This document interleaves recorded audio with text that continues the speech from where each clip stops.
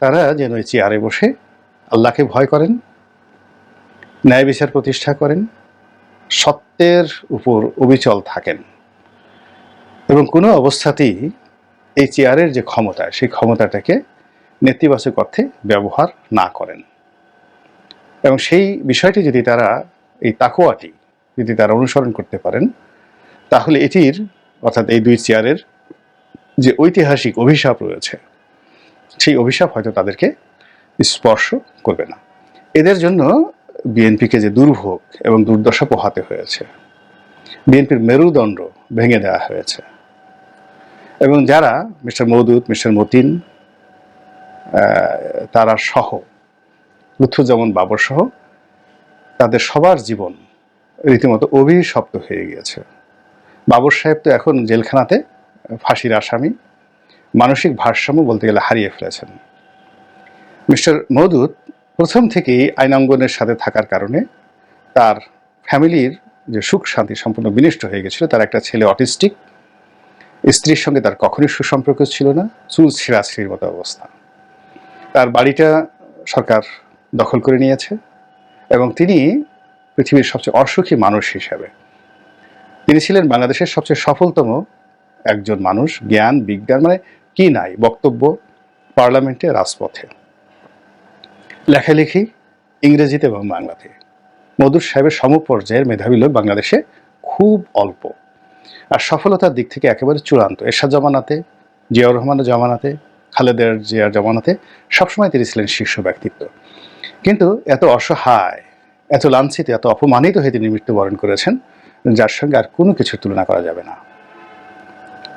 তদ্রূপ স্বরাষ্ট্রমন্ত্রী, সেই যাকে বলা হয় লুৎফুজ্জামান বাবর, হিজ স্টাইল এবং তার জীবন, তার যৌবন সব কিছু শেষ হয়ে গেছে। আগের যিনি ছিলেন মিস্টার মতিন, তিনিও মার খেয়েছেন, একাধিকবার রাস্তায় মার খেয়েছেন। স্বরাষ্ট্রমন্ত্রী ছিলেন আওয়ামী লীগের জামানাতে মিস্টার নাসিম, জীবন শেষ, লাঞ্ছিত হয়েছেন, অপমানিত হয়েছেন, মার খেয়েছেন, জেলে গিয়েছেন এই স্বরাষ্ট্রমন্ত্রী হওয়ার কারণে। তারপর সাহারা খাতুন, তিনি যেহেতু ওরকম ছিলেন, তার জীবনে এরকম কোনো ঘটনা তেমন একটা ঘটেনি। তবে মহিউদ্দিন খান আলমগীর স্বরাষ্ট্রমন্ত্রী ছিলেন, তার জীবনে কিন্তু তছনছ হয়ে গেছে, তছনছ হয়ে গেছে রীতিমতো সব মিলিয়ে। তার ব্যাংক, বিমা, পরিবার, জীবন, সংসার, জীবন নিয়ে টানাটানি। এখন কোথায় আছেন আল্লাহ মালুম, আল্লাহ ভালো জানেন। এরপর সর্বশেষ আসাদুজ্জামান খান কামাল। এই ভদ্রলোককে দেখে মনে হয়নি যে তিনি দুষ্ট, তিনি চরিত্রহীন, নারী লোভী। তারপর তিনি ঘুষ খেতে পারেন, দুর্নীতি করতে পারেন, তার টাকার বস্তা থাকতে পারে।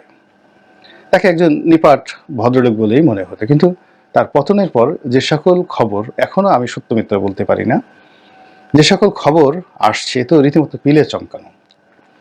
আজকের এই ভিডিওটা আমি করছি বৃহস্পতিবার দিন। এখনো পর্যন্ত তাকে কোর্টে তোলা হয়নি, তাকে গ্রেপ্তার দেখানো হয়নি। তবে তাকে নিয়ে যে গুজব, তিনি গণপিটুনির শিকার হয়েছেন, মারাত্মকভাবে তিনি গণপিটুনির শিকার হয়েছেন। তার বাড়ি পুড়িয়ে দেওয়া হয়েছে, সরকারি বাড়ি এবং তার যে ব্যক্তিগত বাড়ি, পরিবার পরিজন নিয়ে যিনি থাকতেন, সেখানে হামলা চালিয়ে পুরো বাড়ি তছনছ করে দেওয়া হয়েছে। তার গাড়ি বাড়ি, ব্যবসা প্রতিষ্ঠান, কোনো কিছু নেই।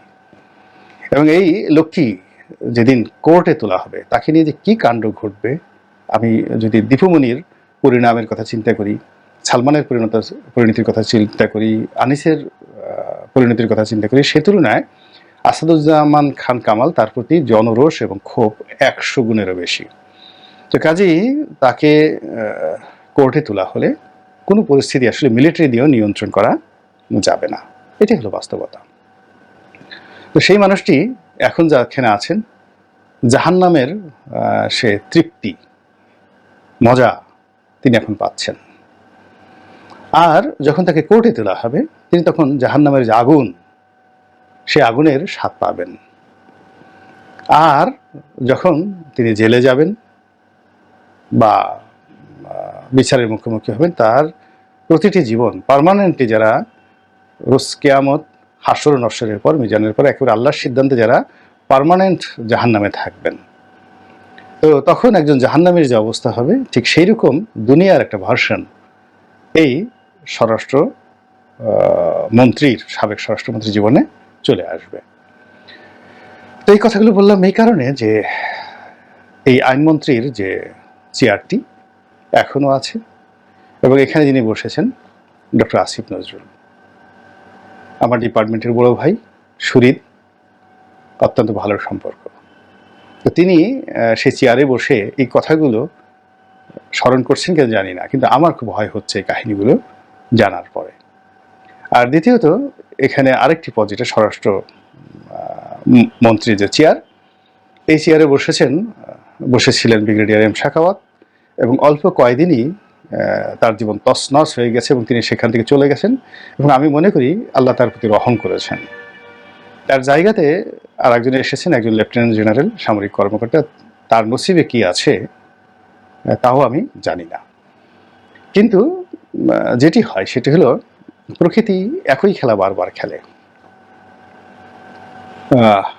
পূর্ণিমার সময় পূর্ণিমা হয়, এবং পূর্ণিমার টানে, অমাবস্যার টানে একটা জোয়ার হয়। প্রতি বছর নির্দিষ্ট সময় বসন্ত আসে, নির্দিষ্ট সময় বর্ষাকাল হয়, এবং যত দুর্ভোগ দুর্দশা ঘুরে ফিরে একটা নির্দিষ্ট পথ পরিক্রমায় আসে। তো সেক্ষেত্রে এই দুটো মন্ত্রণালয়কে কেন্দ্র করে আমাদের যে অতীত ইতিহাস স্বাধীন বাংলাদেশে, এটি মোটেও স্বস্তিদায়ক নয়, ভালো নয়। তো কাজে একজন নাগরিক হিসেবে, বা এখন যারা আছেন তাদের শুভার্থী হিসেবে, আমি শুধু তাদেরকে এই বিষয়টি স্মরণ করিয়ে দিতে চাই, তারা যেন এই চেয়ারে বসে আল্লাহকে ভয় করেন, ন্যায় বিচার প্রতিষ্ঠা করেন, সত্যের উপর অবিচল থাকেন, এবং কোনো অবস্থাতেই এই চেয়ারের যে ক্ষমতা, সেই ক্ষমতাটাকে নেতিবাচক অর্থে ব্যবহার না করেন। এবং সেই বিষয়টি যদি তারা, এই তাকওয়াটি যদি তারা অনুসরণ করতে পারেন, তাহলে এটির, অর্থাৎ এই দুই চেয়ারের যে ঐতিহাসিক অভিশাপ রয়েছে, সেই অভিশাপ হয়তো তাদেরকে স্পর্শ করবে না। এরপর যখন ডক্টর মোহাম্মদ ইউনূস এসেছেন, তারপরও পেন্টাগন বাংলাদেশ নিয়ে কথা বলেছে এবং বাংলাদেশকে নিয়ে তারা কাজ করতে চায়। তো এই বক্তব্যটি আমি মনে করি বাংলাদেশের জন্য একটি মারাত্মক ঝুঁকি ডেকে নিয়ে আসছে অনাগত দিনে বা আগামী দিনে। কারণটা কি? কারণটা হলো যে বাংলাদেশের সঙ্গে মার্কিন যুক্তরাষ্ট্রের যে রাজনৈতিক বিষয়াদি, দ্য পলিটিক্যাল অ্যাটাচমেন্ট যেটিকে বলা হয়, এটি যখন সর্বোচ্চ গুরুত্ব পায়, তখন তাদের যে স্টেট ডিপার্টমেন্ট, সেখান থেকে মন্তব্য করা হয়। আরও গুরুত্বপূর্ণ হলে পররাষ্ট্রমন্ত্রী বা তাদের যে সেক্রেটারি অফ স্টেট রয়েছেন মিস্টার ব্লিংকেন, তিনি সরাসরি বক্তব্য দেন। এটা হলো রাজনৈতিক। আর বাংলাদেশের ব্যাপারে যদি মার্কিন যুক্তরাষ্ট্রের কোনো সামরিক সিদ্ধান্ত থাকে, মিলিটারি প্ল্যান থাকে, সেক্ষেত্রে তারা যে বক্তব্য দেন, তখন পেন্টাগন থেকে এই বক্তব্যগুলো দেওয়া হয়। মিলিটারির কতগুলো বিষয়াদি থাকে।